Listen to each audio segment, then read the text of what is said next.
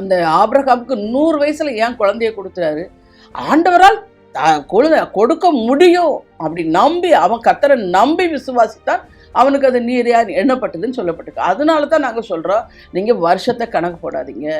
Doctors இப்படி சொல்லிட்டாங்க, குடும்ப சூழ்நிலை இப்படி சொல்லுது, கடன் பிரச்சனை இப்படி சொல்லுது. அவர் தான் சொல்கிறார்ல, ஆக்கினை தீர்ப்பு அவர் மேலே வந்துருச்சுங்க. நீங்கள் அதனால் சோர்ந்து பார்க்காது. இவ்வளோ கடன் இருக்குது, எல்லாத்தையும் சில பேர் சொல்லுவாங்க நிறைய கடன் இருக்குது. நான் ஒரு நாளுக்கான ஆலோசனையே கொடுத்தேன், நீங்கள் பயப்படக்கூடாது. உங்கள் கடனெல்லாம் ஒரு பேப்பரில் எழுதிட்டு அதில் எழுதுங்க. உபாகம் 15:6 நீயோ கடன் கொடுப்பாய், கடன் வாங்க மாட்டாய், நீ அநேகரை ஆளுவாய், அவர்கள் உன்னை ஆளுவது. இந்த வசனத்தை எல்லாம் எழுதிடும். ஆனால் நீங்கள் எழுதிட்டு விசுவாசிக்கணும். அது ஒன்று தான். நீங்கள் உடனே என்ன நினைக்கிறீங்க, இது எப்போ நடக்கும், எப்படி நடக்கும், யாரால்? இதெல்லாம் உங்களுடைய வேலை கிடையாது. நீங்கள் போய் ஆண்டோட்ட சொல்லிவிட்டு அவருடைய வார்த்தையை பிடிச்சிட்டு விசுவாசித்தீங்கன்னா அது எந்த சூழ்நிலையும் மாற்றித்தர முடியும்.